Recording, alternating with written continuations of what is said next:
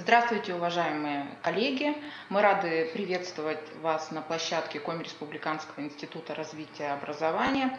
И мы тоже очень рады продолжить серию мероприятий по внедрению индивидуальной карты развития ребенка. И мне хотелось бы сейчас представить, где находятся материалы на сайте Коми-Республиканского института развития образования.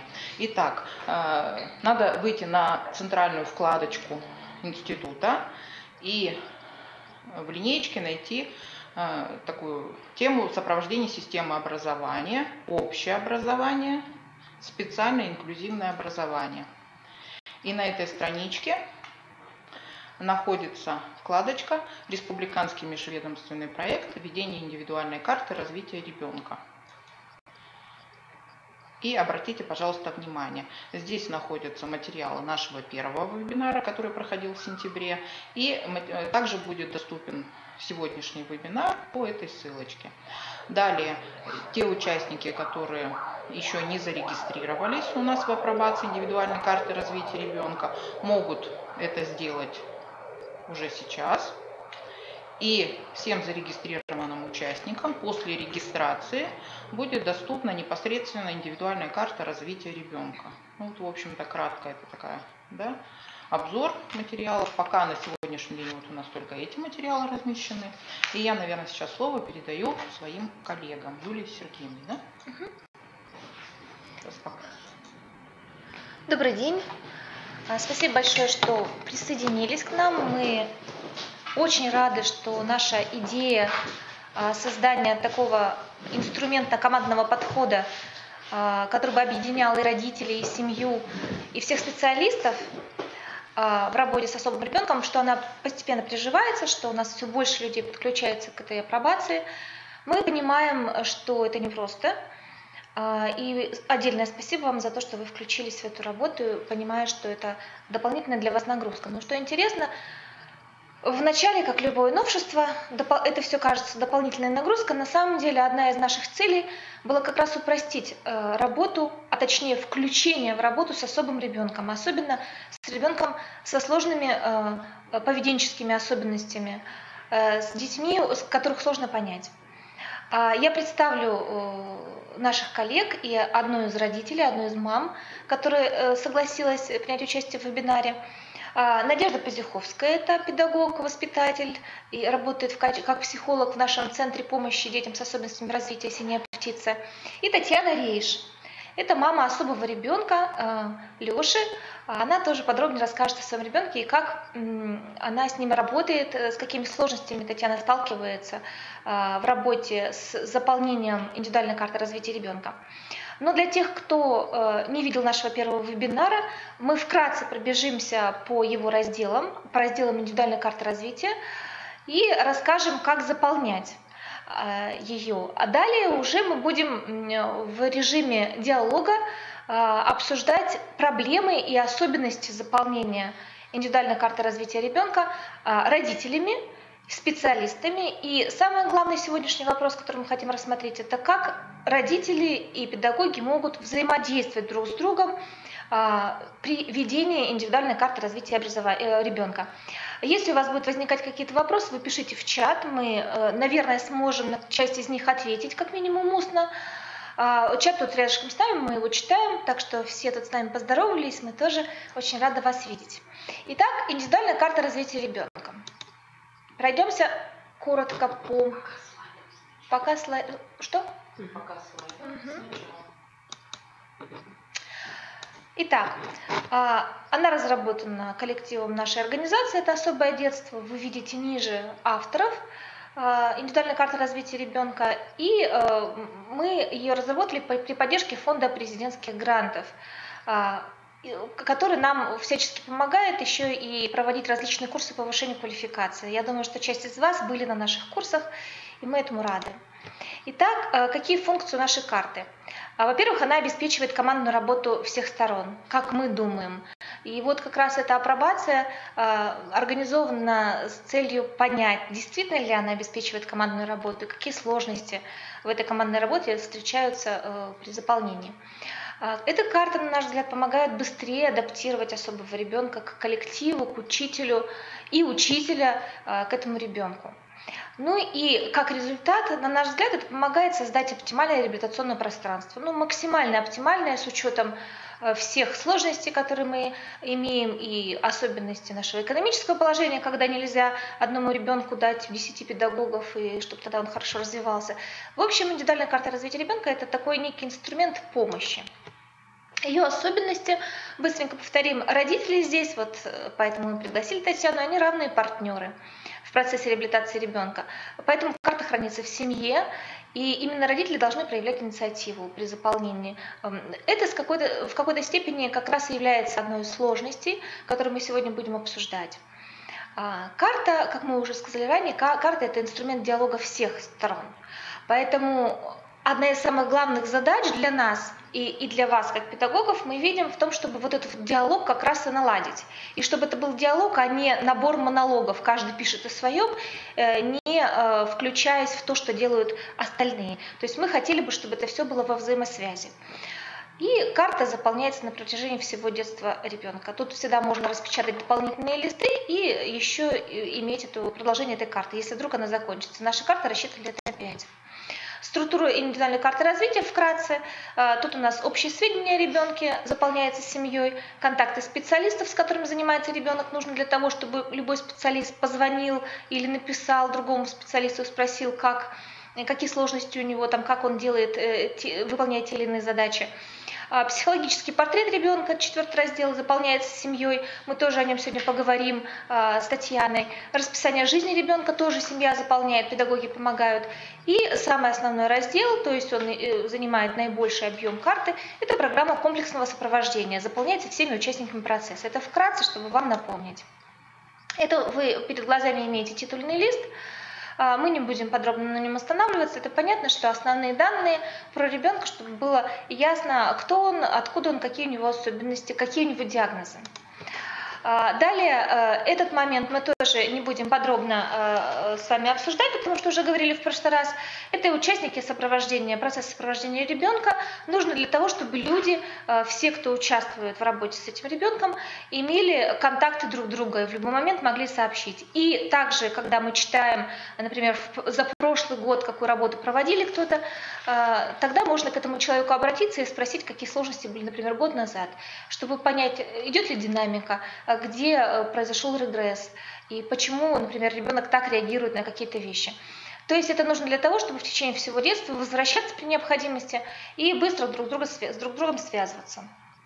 Далее карта имеет, вы там наверняка уже имеете на руках эти карты, карта имеет несколько разделов. Вот об одном из них мы сейчас с Таней поговорим. Татьяна Рейш, мама Леши. Вот, я вам покажу сейчас те вопросы, на которые мы предлагаем опираться родителям для того, чтобы описать психологический портрет ребенка. Вкратце скажу, что этот портрет нужен педагогам, любым специалистам, которые занимаются с ребенком, для того, чтобы быстрее понять особенности этого ребенка, быстрее найти к нему подход. Поэтому здесь вот работа с семьей имеет, наверное, самую главную ценность. Вот у нас, вы видите перед собой ряд вопросов, на которые мы предлагаем опираться родителям. Я хотела бы как раз задать первый вопрос. Во-первых, Тань, расскажите в двух словах о Лёше, насколько он сложный в педагогическом плане, как вы считаете, как считают педагоги? Здравствуйте, у меня сын Алексей Титов, ему 7 лет. У нас проблемы с поведением, с речью. На сегодняшний день, конечно, это уже более легкая форма, но вот 4-3 года назад, конечно, было тяжелее. Вот жалко, что не было этой карты на то время, потому что сегодня она нам это помогает. Леша ходит в обычный детский сад? Нет, Леша ходит в коррекционный детский сад, в логопедическую группу. И вот как раз вопрос у нас по поводу того, как вы проходили инструктаж.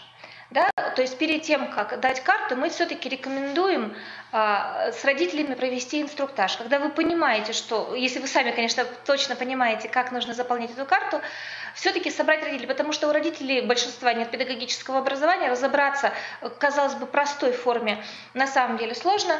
Мы проводим 30-минутные инструктажи с группой родителей, которые хотят подключиться к этой карте. Рассказываем, как это делать, успокаиваем их, потому что они, естественно, точно такие же люди, как и мы, боятся написать первую букву в этой карте, думают, что боятся сделать ошибки. Ошибка, боязнь есть у всех, это обычное качество человека, и педагога, и ребенка, и родителей. Поэтому мы вот снимаем в первую очередь ошибка, боязнь. Скажите, Таня, какие сложности были при заполнении вот этого раздела? Насколько вы крепко были привязаны к этим вопросам, и вообще как проходил процесс? Ну, вообще карту мы заполняли с мужем, как бы муж сидел у меня рядышком. Вот, отвечали мы на вопросы, которые есть в этой карте, писали как сочинение. Вот. Было у нас, конечно, потом очень много повторов вот по всем этим, вот общее, эмоционально. Читали, где-то повторы убирали, где-то что-то дополняли, вспоминали, потому что как бы идет больше воспоминания. Потом я вот на черновике это все писала, дала своему педагогу, который занимается с Алексеем, на проверку, это Надежде. Она проверила, и все, я потом уже в чистовик дописала, может, даже что-то еще добавила, вспомнила опять же. Потому что, я говорю, это вот идет по памяти, целый год, вот с 6 до 7 лет я заполняла. То есть вот, в принципе, вопросы очень сильно пригодились. Отвечали мы по ним. Тань, вы все вопросы использовали или какие-то не пригодились? Нет, использовали мы все вопросы. Очень тяжело мне, конечно, дался немножечко, получается, третий вот интерес обучения. Потому что как бы вот если еще там на 6 лет та же адаптация у нас уже хуже проходила, на сегодняшний день она уже лучше, я это отметила.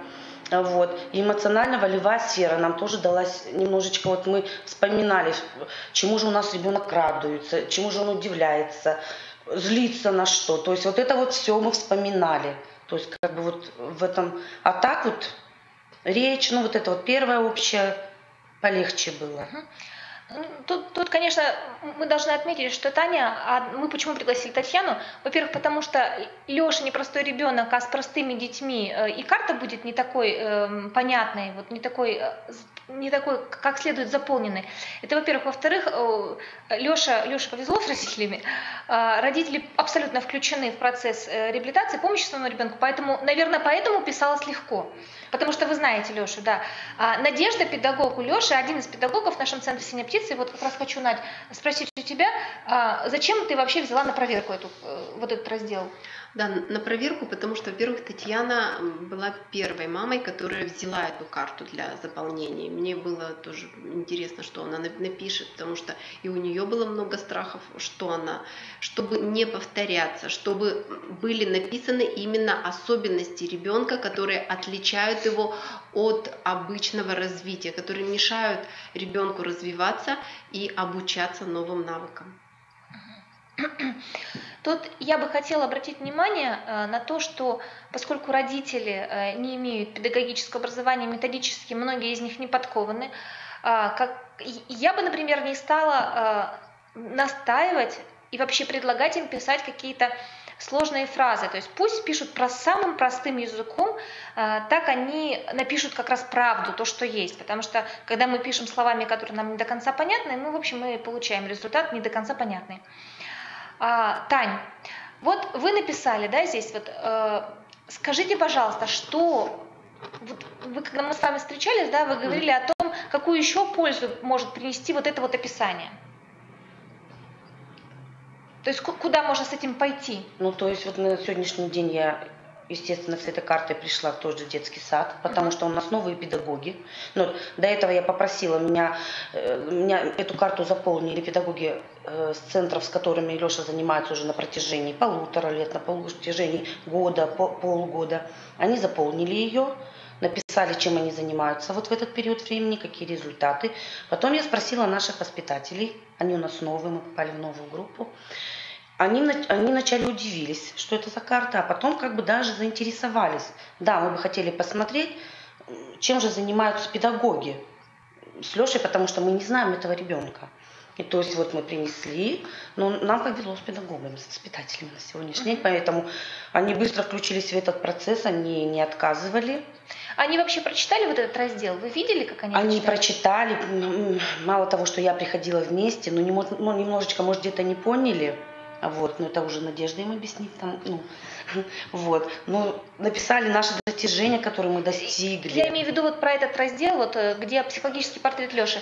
Читали ли они его? Читали, и они даже они говорят, вот это мы не знали, хорошо, что вот вы нам сейчас это сказали.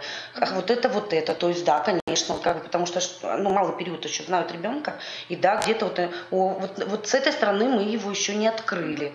То есть да, она им помогла. Ну, это хорошо. Тут, конечно, нужно тоже отметить, что заинтересованный педагог заинтересуется. То есть он прочитает все досконально, там выпишет себе при необходимости и прочее. То есть для этого надо, конечно же, нужна мотивация. Еще Таня нам говорила при встрече очень хорошую мысль, сейчас не озвучила, правда, что с этой картой можно впоследствии пойти на психолого-медико-педагогическую комиссию. Не как основная характеристика, которая требуется там с детского сада, а как дополнительные материалы. Я думаю, что для психолого-медико-педагогической комиссии это будет очень хорошая информация для принятия какого-то решения по построению образовательного маршрута ребенка. Надь, еще что-то хочешь добавить по этой части или мы пойдем дальше? Нет, по этой, да, главное, чтобы именно особенности ребенка, те, которые не видно на занятии, писали родители. Потому что когда педагог сам видит, какой ребенок, об этом можно уже и не писать. Если речь у него не отличается ничем от обычной, то об этом можно уже не писать. Ну что ж, тогда пойдем дальше. Я смотрю, пока вопросов у вас по этому блоку нет. Если что, не стесняйтесь, пишите, мы попробуем ответить. Вот смотрите, следующий раздел у нас расписание. Здесь Таня написала, да, то есть вы видите детский сад, то есть возьмем понедельник, да, с 8 до 10, да, детский сад, потом логопед в детском саду. Это в детском саду, да. То есть я не стала расписывать музыку, рисование, потому что это групповые, а логопед, так как он находится в коррекционном садике, берет его индивидуально. Вот, кстати, можно было бы написать и музыку, рисование, чтобы было понятно остальным, что у него это есть, он ходит уже, да? Хорошо, в следующем периоде мы обязательно напишем. Видите, какая хорошая мама. Я ведь тоже первый раз, поэтому мама прекрасна, у меня все тоже есть соглашается. ошибки. Да. Так, потом он снова ходит в садик, и вечером, например, с 18 до 19 у них дефектолог. Да. И вот мы посмотрим на неделю, да, то есть сразу вот вы как специалисты видите, насколько загружен день у ребенка и насколько грамотно он загружен, да. У него есть психолог, он занимается, вот я не вижу сколько раз в неделю, 2, по-моему, да. Психолог 1 раз в неделю. Нет, да, у нас с психологом идет групповое занятие, суббота индивидуальное идет. Вот, и в воскресенье, вот у нас сейчас началось тоже развитие учебных навыков, это уже, правда, другой психолог занимается, то есть как бы вот в групповое тоже. Ребенок готовится к школе. К школе, да. Да, то есть можно из этого расписания сделать определенные выводы. Еще можно было бы, я думаю, что в это расписание, особенно если оно не настолько загружено, как, например, Леша, добавлять какие-то режимные моменты, чтобы было понятно, насколько вы можете попросить, например, такое же расписание сделать на этот же период, но режимный момент ребенка. И тогда вы поймете, насколько ребенок встроен в нормальный режим для таких детей. Особенных режим – это один из определяющих факторов их развития. Да, можно сказать еще. Вот Татьяна мне говорила, что Леша до сих пор нуждается в дневном сне. Да. Вот поскольку ребенку уже 7 лет, многие дети не спят днем в это время. Но я думаю, что это тоже нужно было бы указать отдельно здесь, потому что это уже дает понимание, что ребенок нуждается в отдыхе. И также строить из этого уже занятия, исходя из того. Да, вот я вот это, кстати, не учла.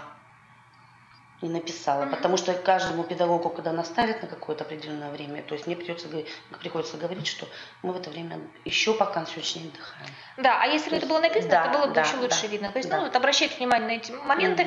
Тут все можно написать, тем более на одном листе 2 расписания. Видите, помещено. Вы можете как угодно перекраивать, потому что все-таки это апробация. Мы потом будем индивидуальную карту развития дорабатывать. Может быть, если понадобится, вот это режимное расписание мы тоже это внесем. Почему бы и нет? Идем дальше. Пошел основной раздел, 5-й раздел, программа комплексного сопровождения. Вы видите здесь вверху указано, что здесь у нас детский сад или школу заполняет. Вначале у нас блок по семье идет. Татьяна выставила период октябрь-декабрь, как мы предлагали, это квартал, 3 месяца. Достаточно для того, чтобы поставить какие-то цели, и если они реалистичны, то достичь, хотя бы частично. Вот вы видите здесь, вот, например, воспитатель смело спустился за пределы таблицы, потому что для нас главное не аккуратное оформление, а все-таки содержание. Тут можно и доклеивать листочки, и подкладывать, подклеивать, если есть необходимость. Главное – это смысл, чтобы был передан другим педагогам и маме с папой. Вот вопрос в связи с этим. Ну, вы здесь видите, может быть, вы даже можете прочитать. Вопрос в связи с этим, Таня. Сложно ли было вам инициировать заполнение этой карты педагогами? Вот как вы пошли с этим в школу? Первое, я знаю, Надежда заполнила. Да? Вы пошли потом с картой в школу, что вы сказали? В детский сад. Помимо Надежды у меня еще 2 педагога заполнили потом карту. Но мои педагоги отреагировали вообще отлично. Они вначале, конечно, у них был вопрос, что за карта. Я так кратко им объяснила: хорошо, принесите, мы посмотрим, заполним. Как бы проблем каких-то вот таких больших у меня не возникло. Но нам с педагогами еще не знаю. Да, можно это, кстати, громче даже говорить. Нам очень повезло с педагогами. Да. В этом году мы счастливы. Ну да, потому что, Таня, в прошлых годах, конечно, были большие сложности, да? Да. Ну, надеемся, что это уже все. Пошел процесс. Вот у нас даже воспитатель заполнила, заполняла во втором графе, вот она отметила вот здесь, да? особым достижением, для ребенка. Вот это их действительно вот достижение. А что прочитайте? Надежда, прочитайте, пожалуйста, в вывочках. Да, вот. Особым достижением, давайте.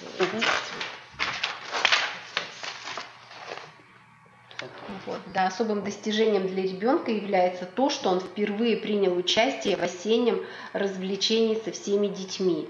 То есть он танцевал, рассказывал короткое стихотворение, вводил хоровод, играл на музыкальном инструменте. То есть, понимаете, вот эта особенность, и она произошла как раз в этот период, с октября по декабрь. Это обязательно нужно было указать. Вот воспитатель заполняет карту. Период, и в графе задачи в самом верху здесь написаны, конечно, задачи не конкретно этого периода, а всего периода ребенка, пока он ходит в детский сад. Обучение направлению на умение правильно взаимодействовать в коллективе. То есть это такая задача, она все-таки, я считаю, что не этого периода, а в целом по детскому саду. Поэтому вообще лучше писать, конечно, покороче, конкретные игры указывать, конкретные мероприятия, к чему готовитесь, именно в этот период.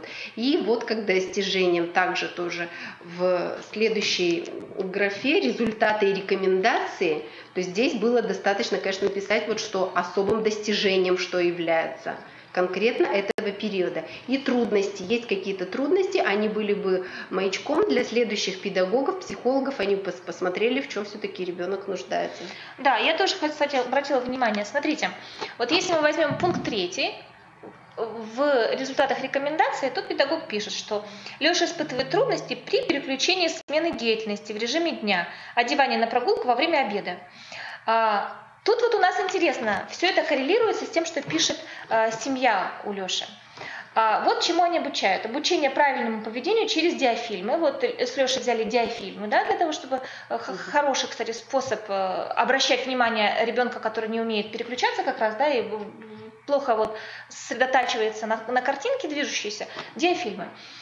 Игра «Командир», то есть там они отрабатывают, кстати, и в «Синей птице» с Надеждой, и дома отрабатывают одну и ту же задачу, правила поведения и ведущего и ведомого. Да, ведущего и ведомого, и смену ролей. И тут мы смотрим, вот здесь вот внизу, если по пункту 2 сразу обратим внимание, правила соблюдают, с трудом переключается на роль подчиненного. Вот мы тут смотрим, он с трудом здесь переключается, испытывает трудности при переключении. Мы уже 2 раза видим, то есть, наверное, это все-таки не ситуативно, а это какая-то глубинная проблема у Леши, да, которую нужно решать. Сейчас мы перейдем. Прошу. педагогов. Да, кстати, вот теперь давайте сразу мы сейчас увидим на следующей страничке работу логопеда. Что делает у нас семья? По просьбе логопеда. Да, домашний, да. Да, отрабатывает слоги произношения ла, ло, лу, лы. Что пишет мама в графе рекомендации? Прошу всех педагогов работать со звуком Л, корректировать, да, корректировать, то есть исправлять звук Л. Идем дальше. Вот у нас как раз пишет логопед. Тут у нас записано про букву Л, да? Я не вижу. Да, вот 4 пунктом результаты вот здесь, рекомендации, да? Она просто целиком все написала. Вот, да. Постановка и активизация 4. Вот. Я вижу. Угу. Постановка и активизация звука Л, и, в общем, она тоже это пишет. Очень удобно вот этот способ как раз передавать друг другу информацию о том, чем мы сейчас занимаемся, и просить друг у друга. Я думаю, что звук Л у Леши будет отработан гораздо быстрее, чем при другом подходе. Вот, если вы имеете возможность здесь прочитать, вы видите, какие задачи поставил логопед. Это логопед из детского сада, да? Да. Леше очень повезло в этом году с логопедом, у него сильнейший логопед, наверное. Да. Один из сильнейших в городе, может быть, и самый сильный, и поэтому мы можем смело ориентироваться на то, что он пишет. Вот это, по-моему, тоже она написала, да, сюда? Она немножко отшиблась, но вот, как мы и говорим, что ошибаться это свойственно. Всем, да. Вот, тут как бы мы сразу видим, да, что, наверное, ошибка нашей карты заключается в том, чтобы у нас не так явно видно, кто куда должен записывать. Вот здесь вот, по идее, вы видите курсор, реабилитационный центр. Должен был записывать какой-то реабилитационный центр, например, наш, «Синяя птица», или ликотеку, ребенок еще ходит в ликотеку, но никак не логопед детского сада. Но я думаю, что здесь стоит вот обращать внимание, лучше даже вписывать, наверное, фамилию человека, который пишет, даже если он ошибся, по фамилии можно будет сразу определить, откуда этот человек, чтобы понять. А вот также про психолога. Вот насколько сложно было убедить, не то что убедить, а работать с психологом это кто, кстати? Это Надежда. Надежда, было легко. Надь, вот как раз хочу тебя и спросить. Почему ты именно эти задачи, во-первых, прочитай их, да, хотя бы, почему ты именно эти задачи поставила, записала здесь? Ты же на своих занятиях много задач решаешь. Почему эти здесь? Да, мы занимаемся с Лешей индивидуально и в мини-группе. В мини-группе 2-3 ребенка и родители. Потом также просто родители у нас уходят, и мы занимаемся с детьми. Мы занимаемся много разной деятельности за занятия, потому что целый час у нас занятие идет. Но основным на протяжении вот этого периода, конечно, остаются вот эти задачи. Мы учим следовать правилам игры за столом, быть ведущим и комментировать свои действия. Например, у детей по одинаковому набору конструктора. Если ведущий Леша, он берет, например, синий квадратик, кубик и говорит: беру синий кубик, соединяю его с зеленым и так далее. Также он должен дождаться, пока дети на него отреагируют. То есть он должен сотрудничать с этими детьми, ждать, когда другие закончат, и продолжать дальше. То есть он должен следить за другими детьми. Эти задачи отрабатываются на индивидуальных занятиях, а потом закрепляются в мини-группе. Это основное, потому что это испытывает Леша в этих задачах, он испытывает наибольшую трудность. Они нужны и для формирования коммуникативного поведения со сверстниками в игре, и также они необходимы для учебного поведения в классе. Угу. Вот смотри, ты здесь пишешь, да, я смотрю сразу, да? Отработка на индивидуальных закреплениях в мини-группе. Да. Вот смотрим рекомендации, результаты. Леша комментирует действия в игре «Командир». Это точка, да? Вот это такой результат. То есть у него получается комментировать. Да, именно в этой игре он комментирует свои действия один, остальные дети еще не комментируют. То есть это его достижение. То есть, значит, любой другой педагог может, например, взять любую игру, любой вид деятельности, где идет комментирование, какое-то озвучивание своих действий, и он уже понимает, что Леше это подвластно. Да. Краткими хотя бы фразами, отдельными словосочетаниями он это может сделать. Но при этом вот Надежда пишет. Пишет она, вернемся, очень тяжело переносит, когда не занимает первое место. Ой, это больная тема, конечно, любых дошкольников, особенно детей со сложностями в поведении и самоконтроле, и саморегуляции. У Леши она тоже есть. Педагог написал, и следующий педагог, который возьмет этого ребенка, например, нового, он сразу поймет, что вот это вот ахиллесова пята у Леши, я так понимаю, да, то есть там бывают истерики, можно даже это и написать, но очень тяжело, это в принципе достаточно, потому что нам же не нужно, чтобы ребенок там вышел в состоянии фрустрации.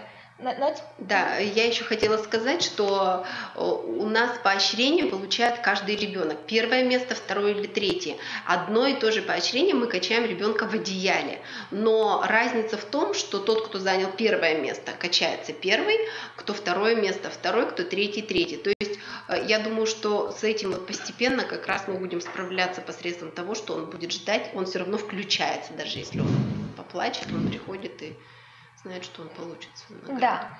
И вот смотрите, последнюю, третью рекомендацию мы тоже здесь видим повтор предыдущей страницы. Трудно переключается между ролями. Там, я напоминаю вам, и писал у нас логопед. Логопед не писал. Воспитатель у нас писал вот здесь вот, да? Вот здесь вот он испытывает трудности. И родители писали. То есть теперь мы это уже понимаем, что над этим мы в принципе можем следующую цель воспитательную на следующий период поставить. Если мы выявили проблему, которая мешает Лёше идти дальше, например, в определенных играх, в определенных видах деятельности, но в принципе конкретно эта проблема, она и так видна, да? Но в данном случае, вот пример мы с ней приводим, мы можем поставить следующую задачу: переключение работы по переключению с роли на роль, да? То есть по переключению с одного вида деятельности на другой. Но конкретно именно, когда ребенок должен перевоплощаться, да, то есть в другие роли. Потому что может ли Леша вообще переключаться с одного вида деятельности на другой? Может. При работе за столом, например. Может быть, с какими-то трудностями, но при уже умеет. Видах. Да, уже умеет. Да, то есть мы здесь обращаем внимание, что именно когда нужно взять на себя роль какую-то, здесь Леше сложно выходить, да? То есть вот он такой здесь маломобильный. Поэтому обратили на это внимание и поставили, например, задачу на следующий период, как вариант. Я тут не могу навязывать задачу, но все-таки. Да, идем дальше. Здесь мы уже были, здесь тоже эти особенности есть. Другие специалисты, кстати, у нас где-то вот здесь у нас. Итак, смотрите. Леша занимается еще, вы здесь видите, с дефектологом-репетитором, ну вот так коротко написали. Дефектолог-репетитор занимается с ним на дому, и он тоже ставит определенные задачи. Давайте посмотрим на них. Вот почитайте, Тань, или Надя. Так, дефектолог-репетитор в основном занимается когнитивными навыками. Это формирование знаний состава числа первого десятка, решение примеров на сложение вычитания в пределах 10, опираясь на числовые домики и без опоры. Дальше продолжение обучению сравнивать числа, обучение навыку составление задач по картинке, развитие умения ориентироваться на листе бумаги, чтение слогов с изученными буквами, умение составлять предложения из 3-4 слов, продолжение обучению по составлению рассказа по серии картинок. И дальше уже идут результаты, которые и рекомендации, что он уже достиг на этот период. Давай зачитаем, а потом я тебе задам вопрос. Решает примеры на сложение вычитания в пределах 10, то есть он уже на пальцах и числовых домиков. То есть вот это как раз особенность типа, да? Трудности в решении примеров на вычитание, читает слоги с изученными буквами, путает буквы местами. Так, составляет рассказ из серии картинок, количество здесь не указано, да, сколько. Словарь ограничен, нужны стимулирующие вопросы. То есть опорные вопросы. Да, вот мы сейчас прочитаем. Дефектолог работает. Мы, как педагоги, с этим дефектологом сейчас не взаимодействовали, не говорили, каким образом нужно написать. Вот дефектолог написал так, как увидел. Надь, оцени, вот, насколько это удачное описание, что бы ты добавила, что бы убрала, может быть, по-другому сформулировала бы. Ну, я думаю, что очень четко как раз поставлены все задачи, и понятно, над чем работает. И особенности здесь, вот результаты также, да, что вот на пальцах именно считает, и числовые домики, то есть уже понятно, на что ребенку опираться. Также стимулирующие вопросы нужно. Но я считаю, что по задачам результаты записано очень правильно, очень хорошо. Да, у меня вот первое, что мне пришло в голову, я Лешу знаю, конечно, может быть, поэтому мне это пришло в голову. У Леши большие проблемы с принятием педагогов. Да? То есть он далеко не каждого педагога примет и начнет слушаться. Вот этого дефектолога Леша слушается. У него не то, что даже принятие, у него проверка педагогов идет. Да, то есть такой великий у нас манипулятор, с высоким IQ достаточно, и он разбирается в человеческой психологии.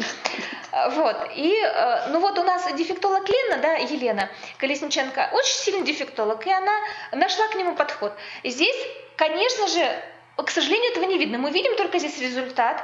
Я бы, например, на месте мамы попросила где-нибудь здесь, в рекомендациях хотя бы первые 3 месяца или вторые 3 месяца, рассказать о том, каким образом она, то есть написать вот эти вот фишки, которые она использует, может быть, тон голоса, может быть, определенные паузы, может быть, определенные словечки, какой-то ритуал, который есть.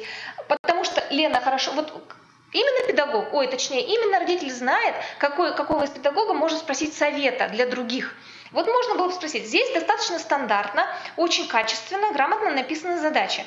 Но нам хочется, чтобы этот педагог, а очень сильный в случае с Лешей, как минимум, дал советы другим педагогам, как же посадить. Да, то есть я бы, например, попросила заполнить вот это.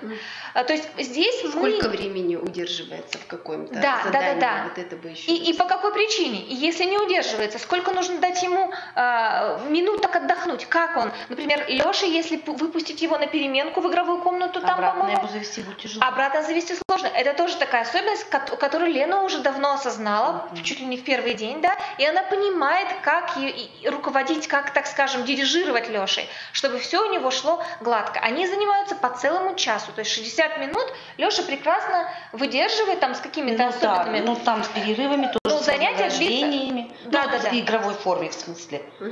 То есть это все присуще. То есть если педагог видит, родители видят, что педагог классно справляется, он может попросить его написать в рекомендациях, как он это делает.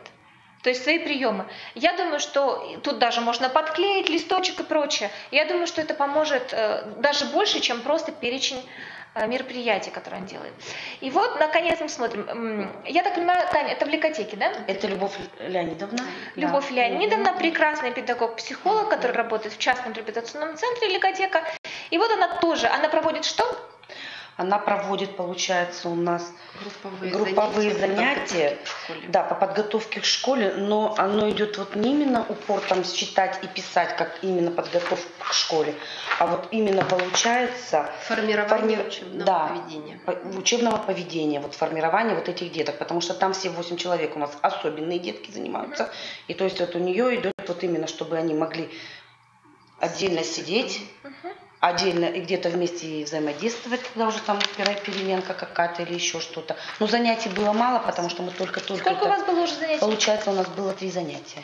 3 занятия, да? И вот если мы почитаем, если я смогу тут это все прочитать, цель занятий ставит педагог-психолог таким образом. Формирование учебного поведения, задача этапа, вот она сразу определяет, человек грамотный, формирование адекватного отношения к педагогу, поскольку он только начинает, адекватное отношение к оценке, умение следовать визуальному расписанию. Вот видите, здесь они включают. Кстати, визуальное расписание. Вот здесь вот можно даже такие моменты подчеркивать и выделять маркером, и тогда другие педагоги быстрее увидят это и, может быть, тоже начнут включать визуальное расписание. Ага, я вижу, что педагог-психолог, мы смотрим на той страничке с контактами, использует визуальное расписание. Я ему звоню и спрашиваю, вы какое визуальное расписание используете? Предметное, карточками, символами или, может быть, уже словами? И как вы строите работу по введению этого визуального расписания? Вот, я увидела, что он это делает первый, до этого я ни у кого не увидела. Я звоню и спрашиваю, и то же самое начинаю делать. И потом на постепенное усложнение, но это обычный педагогический принцип. Так, идем дальше. Умение следовать визуальному расписанию, умение стоять в кругу вместе с другими участниками игры. Вот тоже очень важная задача. Я считаю, что очень грамотно расписано это. Умение стоять в кругу, вот они работают над этим. И Таня сейчас сказала, что в детском саду, в начале, если вы помните, вебинара, Леша впервые попал куда? Пошел? Музыкальный зал, вообще зашел. Да, то есть он не заходил в музыкальный зал. Он не заходил в музыкальный зал, а в этом году добились уже того, что он танцевал 2 танца, сидел отдельно с детками на стульчиках, что к нам, к родителям, он не подбегал.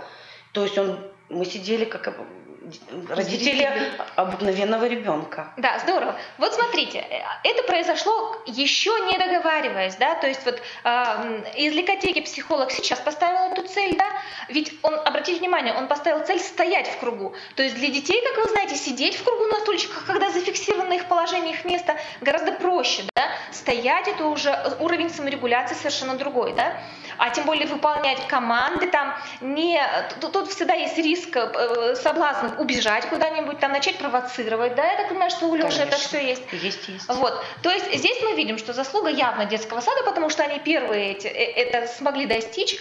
И опять же, вы как мама, я думаю, что родители могут подчеркивать те моменты, которые вы считаете очень важными, чтобы маркером прямо выделять, чтобы педагоги других заведений, учреждений видели это и тоже начинали это подключать. А опять же, звонили в детский сад и спрашивали, а что вы делаете, чтобы Лёша стал в круг? А вот мы, например, включаем музыку, он выбегает, к примеру, а ему из детского сада советуют, а нужно сделать, например, музыку потише, или чтобы по нарастающей потом, например, включить, или вообще мы стараемся первые разы без музыки, или музыку кусочками, или еще какой-нибудь, или он не может стоять рядом с девочкой, например, да, поэтому они его поставили с педагогом, и вот эти первые танцы у него были с педагогом, что пока с детьми ему тяжеловато себя контролировать, то, что вот это, что он может не позволить себя с детьми сделать, то есть педагогом себе он уже позволить не может. То есть вместо того, чтобы делать это то же самое и проходить тот же путь методом экспериментального тыка, просто можно позвонить тем людям, тем специалистам, которые уже прошли это, и посоветоваться с ними. Но это мы можем увидеть только в индивидуальной карте развития, у кого что получилось. Потому что вот она пишет результаты. Он охотно, вот здесь они у нас написаны, охотно перенимает правила игры в кругу, правила синхронного взаимодействия. Синхронное взаимодействие – очень сложная штука. Особенно, вот у Лёши нет расстройства аутистического спектра, особенно для детей с расстройством аутистического спектра. Мы видим такой прекрасный результат у педагога-психолога, мы обращаемся к нему и спрашиваем, что вы такое делаете волшебное, что он перенимает правила синхронного взаимодействия. И мы ставим себе тоже в задачу, а почему бы и нет. Я, например, я дефектолог, вот та же Елена Колесниченко может последующую задачу поставить синхронно вместе с ним. То есть я рисую, он рисует, да? Я ставлю там кубики друг на друга, он ставит кубики. Допустим, то же самое логопед может уже. Если это синхронно, мы можем, глядя в зеркало, уже делать это, а не друг на друга, да? То есть это вполне возможно уже становится. Надь, есть что добавить по этому вопросу? Я бы хотела сказать, что вот особенно когда логопед пишет, здесь вот мне очень понравилось, что логопед написала, она впервые взяла эту карту в руки, да, и написала уровень ребенка, то есть она с ним занимается с 1 сентября, и на каком уровне он к ней подошел, то есть я считаю, что это тоже очень полезно для того, чтобы, если вдруг логопед поменяется. Это у нас вот здесь, да? Это у нас нет. Вот здесь. Вот логопед же. Поступил, вот поступил в группу для детей с тяжелыми нарушениями речи, тогда-то 3-й год обучается, и результаты обследования она тут небольшие поставила. Вот это, я думаю, что при первом заполнении карты может сделать любой педагог. Да, это здорово. Если не поместилось здесь, приложил листочек. Да. В конце, вы помните, наверное, у нас есть раздел приложения, где мы рекомендуем родителям вклеивать, Таня не вклеила, поэтому откашливается, вклеивать конверт, куда класть вот как раз какие-то такие записи, которые не умещаются, или рекомендации по МПК, или выписки из, это так, отступление я сделала, но который может пригодиться, да. Теперь возвращаемся, продолжаем мы работу. Вот посмотрите, последнее, другие специалисты здесь еще кто-то может поместиться, последнее у нас это медицинский блок. Медицинский блок нам нужен для того, вот не для этого, вот смотрите, в октябре-ноябре у Лёши была терапия БАК. Медицинский блок нам нужен вот ровно для этого словосочетания. Он стал спокойней. То есть мы видим, что в этот период у него прошло какое-то лечение, да? И вот оно как на него влияет. Мы, исходя из этой оценки, видим, что Леша стал спокойнее, следовательно, мы можем с него больше требовать. Мы можем просить его дольше сидеть на занятии, например. Мы совершенно другие требования к нему предъявляем. Ну, не совершенно другие, а с отсылом на то, что у него, оказывается, здоровье сейчас получше стало, да, психическое. Но ребенок, например, переболел, там, я не знаю, аденоиды у него, чем-то переболел, он стал капризней. Родители пишут здесь, ребенок стал капризным, например, не хочет, не знаю, злиться, там, я не знаю, может впадать в истерики и прочее. Педагоги все это читают и делают свои выводы и корректируют занятия, исходя из состояния здоровья ребенка. Лекарства какие принимал тоже. Да, тут можно писать, какие ребенок принимает лекарства. Нейролептики или какие-то ноотропы тоже могут действовать на поведение ребенка. Если в этот период, да, ребенок принимал какие-то ноотропы или нейролептики, или, может быть, он на терапии от эпилепсии, да, противоэпилептические препараты, они все могут влиять на поведение ребенка, поэтому лучше указывать, на какой медикаментозной терапии ребенок находится. Так, итак, и таким образом мы заполняем, да, мы потом перечитываем. Здесь вот, несмотря на то, что у нас сентябрь-декабрь, почти все педагоги уже решили заполнить. Это можно делать постепенно, заполнять результаты рекомендаций. Вот когда родители вам принесли, тогда и можно, да, или вы попросите, я хочу уже что-то записать, родитель вам принесет. Это можно делать в конце. Смотрите, вот как лучше для взаимного обмена информацией. Я думаю, что в конце декабря все равно нужно будет отнести педагогам, чтобы они просмотрели свои результаты, добавили, подклеили, дописали и поставили задачи перед родителями, перед собой на будущий период. Также мне кажется, кстати, вот я сейчас сижу разговариваю, а сама думаю о том, что хорошо бы, если педагоги бы давали задачи вам, да, как родителям, домашние задания, формулировали вместе с вами вот эти задачи. Вот мы вернемся, да? Вот, например, здесь вот мы смотрим, семья, возвращаясь, да? Вот 3 небольшие задачи сегодня стоят, ну как, они небольшие как с виду. Для Лёши это, конечно же, серьезно очень. Обучение правилам поведения через диафильмы, игра командир, отрабатываем правила поведения и смену ролей, и отработка ла-ла-лулы.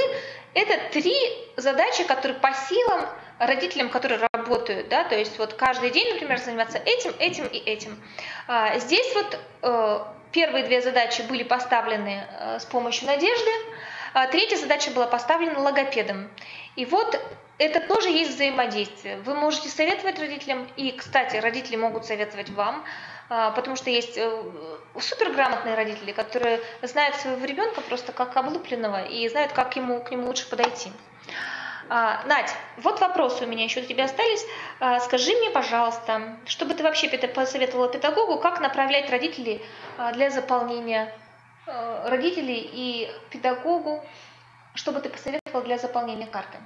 Да, как правило, каждый боится стать первым, да, и родители боятся написать неправильно, и педагоги тоже не знают, как писать, и тоже ждут, пока кто-то другой начнет. Поэтому, конечно, инициатива в любом случае, хоть она и лежит на родителе, но она должна быть совместной все-таки, да.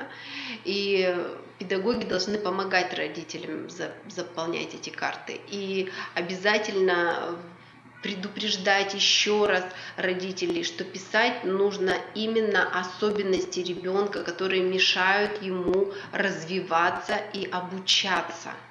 То есть именно эти особенности, которые, может быть, невозможно заметить с первого раза. Когда ребенок приходит на занятие, то ты уже видишь и можешь сформировать какое-то мнение свое об этом ребенке. Но некоторые моменты ты не можешь определить с первого раза. Некоторые вопросы ты не можешь задать родителям сразу же. И поэтому, когда родители пишут, именно писать особенности. И для педагогов обязательно. Вы всегда можете, если вы взяли карту впервые, да, вы можете написать уровень ребенка по вашему направлению, так как написал логопед. И ставить задачи периода. То есть не надо стараться написать какие-то глобальные задачи, не надо писать задачи на весь период детского сада там, или еще что-то. Написали маленькие задачи, основные, которые повторяются, на которые вы делаете особый упор. И в результатах, так же, как сказала уже Юля, и она уже говорила неоднократно, что это диалоговое окно, мы призываем, так как вот как мама написала, прошу всех педагогов корректировать звук «о». И также и вы можете, да, друг другу писать, что что-то наоборот говорить почаще, например, произносить ребенку, или наоборот не употреблять что-то в речи своей при занятиях с этим ребенком, на что он реагирует, какой промежуток времени, потому что, казалось бы, когда мы отрабатываем, например, смену ролей, то тоже мы берем ограниченный круг игр, на которых ему проще работать, и постепенно добавляем новые, поэтому просто сразу же указывать, что конкретно вы делаете. Да. Еще вот Татьяна говорила в разговоре, что педагоги, если видят пустую карту, страшно становится, да? Ну да, они немножко теряются. Им, конечно, бы хотелось посмотреть. Тем более в нашем случае, так как мы вообще пришли к новым, они же, Леша, вообще не знают. То есть, конечно, бы им уже хотелось посмотреть, кто заполнил карту, которые уже с ними на протяжении долгого времени работают. То есть они, ну вот наше достижение только вот это на сегодняшний день, о котором они написали. Да, но это тоже очень ценно. Очень огромное. Надя, что бы ты посоветовала, как педагогу, вот он видит пустую карту, да, тем более вот наш сейчас эксперимент по апробации, да, он идет не от родителей, как задумана эта карта, да, то есть родитель-инициатор, родитель несет в детские сады, родитель первый заполняет, он в школу и детские сады несет, в реабилитационные центры. А эксперимент немножко пошел с другой стороны. То есть мы подключаем сначала педагогов из детских садов, и вот теперь вы главные инициаторы того, чтобы убедить родителей в том, что это важно, и попробовать с вами вместе это сделать, убедить других специалистов, которые вокруг находятся. Поэтому к педагогу попадает пустая карта, да? Надь, что бы ты посоветовала педагогу, который получил пустую карту, и который боится занести над ней ручку и что-то написать? Ну, элементарно, вот как я говорю всем, да, напишите карандашом немножко, хотя бы что-то напишите. Если вы боитесь писать, там, вы напишите пару задач каких-то, даже пусть одну задачу, напишите ее карандашом, или начните где-то вот на черновике, как Татьяна писала, чтобы не углубляться в распространение информации, в раздутие ее, да, а потом, может быть, вычленить что-то основное, главное. Потом, если это детский сад, там, как правило, 2 воспитателя. Если еще есть психолог или есть еще логопед в детском саду, может быть, вместе как-то объединиться, собраться и сформулировать совместные задачи. Это, я думаю, будет легче. Да, то есть карта может объединить только тем, насколько страшно к ней подойти. Я бы тоже хотела по этому поводу отметить, что еще раз сказать, что эта карта, этот инструмент не для оценки вашей работы, ни в коем случае. То есть мы знаем, что вас оценивают любой, кому только не лень, что детские сады и другие учреждения каждый день встречают очередную комиссию с проверками. Этот инструмент для взаимной помощи семье, ребенку, в конечном итоге, конечно же, вам, друг другу. Поэтому бояться сделать ошибку и написать что-то не так, мы прям призываем, не бойтесь, вот прям красными буквами вот здесь вот можно написать, не бойтесь сделать ошибку, потому что именно для этого существует эта карта, для того, чтобы мы обменивались информацией, а не какими-то утопиями, которые невозможно совершить с ребенком, то есть сделать. Поэтому следующий момент. Вот посмотрите, хотелось бы еще вот что отметить. Межведомственные педагогические советы. Наша организация «Особое детство» весной 2018 года организовала круглый стол совместно с Институтом развития образования и Министерством образования и другими ведомствами, которые занимаются образованием особых детей. И мы внесли там предложение организовывать в школах, как минимум, и в детских садах так называемые межведомственные педагогические советы. Что это такое? И потом я скажу, к чему я это веду. Ребенок приходит к вам впервые, и для того, чтобы вы поскорее включились в работу с этим ребенком, чтобы у ребенка было меньше стресса. И для того, чтобы сократить максимальный период адаптации, вы зовете к себе на межведомственный педагогический совет всех, кто занимался с этим ребенком в последнее время. Вы зовете, например, детский сад, из которого он пришел, там, воспитателей основных. Вы зовете реабилитационный центр, специалистов, которые с ним занимались. Вы, конечно же, зовете на свой педсовет. Мы просто призываем семью. Вы же, школа, понятно, то есть вы еще, например, в школу не ходите. Вы зовете репетиторов, с которыми он занимается дома, из частных развивающих центров.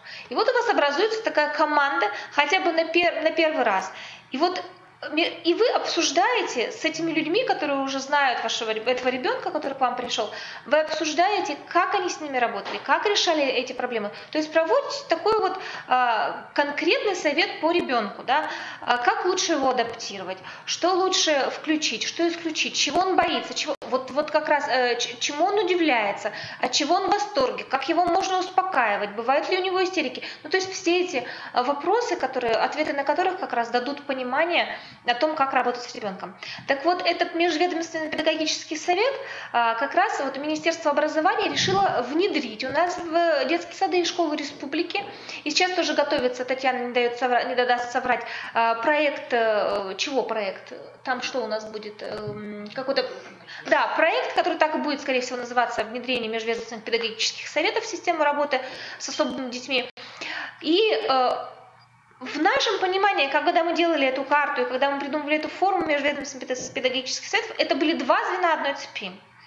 То есть вот как раз на таком собрании с людьми, которые уже знают, как работать с ребенком, самое лучшее начать вашу работу с индивидуальной картой развития ребенка. Здесь же на этом совете почитать ее, задать там же вопросы той же семье, детскому саду, реабилитационному центру, как вы делали эти или эти вещи, как вы достигали, увидеть, какие они цели ставили, расспросить их об этом. То есть вот посидеть так вместе с ними кружком какое-то время. Я думаю, что это будет лучшей помощью для вас, чем прочтение 10 научных книг на эту тему. Вот. Что? Может, вопросы какие-то есть? Да, мы смотрим сейчас вопросы в чате, но вопросов не видим, да? Если у вас возникнут вопросы, сейчас Институт развития образования на своем сайте готовит специальную форму, раздел, да, где можно попросить... Да, обратная связь по ходу вообще всего этого нашего эксперимента. Мы очень ждем не только положительных отзывов, как вы понимаете, мы же хотим ее исправить. Вот мы сегодня поговорили с вами, увидели, что есть некоторые недочеты, некоторые непонимания того. То есть все это можно исправлять и думать, каким образом. Если вы будете с нами делиться своими сложностями, то мы будем думать, как эти сложности потом исключить из работы следующих педагогов, ну и вас тоже. Поэтому присоединяйтесь, зовите своих педагогов, своих коллег к работе с индивидуальной картой развития ребенка. Вот, задавайте нам вопросы, будем отвечать. Еще раз обращаю внимание, что на сайте Института развития образования есть возможность, зарегистрировавшись, получить PDF-версию индивидуальной карты развития ребенка и работать с неопределенным количеством детей, то есть сколько угодно ее можно распечатывать. Таня, и у меня к тебе вот вопрос. Помнишь, мы с тобой обсуждали, какие сложности у вас были, вот непонимание с предыдущими педагогами и прочее, вот, которые до этого работали с Лешей в детском саду? Ну, у нас даже возникало до тех трудностей, что просто нам не верили, что ребенок, например, в том же центре показывает какие-то результаты. Доходило до того, что я просто просила, чтобы мне снимали его на видео хотя бы несколько. Мы сами, родители, снимали. И я им предоставляла, и они даже смотрели по-другому на моего ребенка. То есть они не верили моим словам. То есть как бы вот доходило до того, что вот... Да, вот я как раз, спасибо, что прямо в точку ответили, потому что меня как раз впечатлил вот этот вот ответ Тани, когда мы предварительно беседовали, что да, ведь оно так и есть. То есть, когда у нас тоже много было таких случаев, когда педагоги из других центров, например, обращались через родителей к нам, чтобы мы сказали, как мы вот это делаем или это, если у нас что-то там хорошо получается. То есть, если ребенок где-то успешен, а у тебя он не успешен, ощущение, что он в принципе не успешен, да. И вот, как мне кажется, индивидуальная карта развития вот как раз исключает такие вопросы, да, то есть вот это вот уровень вот это недоверия становится ниже, когда мы прочитаем и посмотрим конкретно. И у нас есть возможность позвонить или написать конкретному педагогу, который справился с этой задачей, спросить, как он это сделал. В этом мы видим тоже дополнительную ценность этой карты. Вот. И если у вас нет вопросов к нам, а я вижу, что вопросов нет, мы с вами хотим попрощаться и сообщить вам, что когда у нас будет следующий вебинар? Уже в следующем году. В следующем году мы проведем еще один вебинар, и его тема будет посвящена тем проблемам, с которыми вы сталкиваетесь в работе с индивидуальной картой развития. Именно поэтому мы должны собрать от вас эти проблемы. Пожалуйста, активно делитесь проблемами, которые возникают.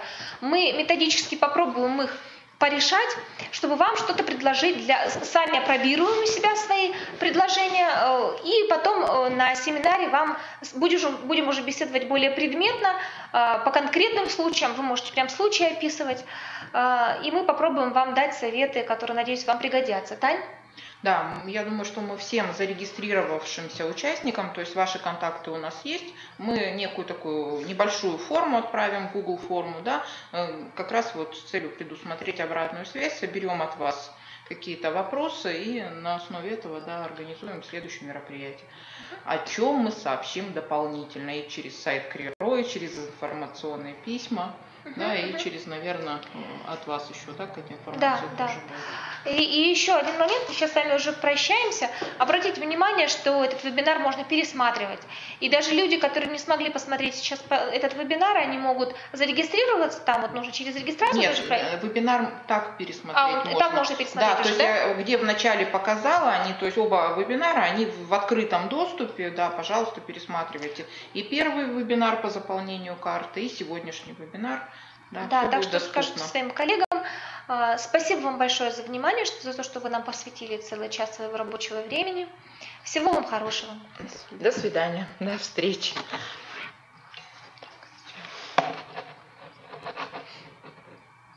Мышь не слушается.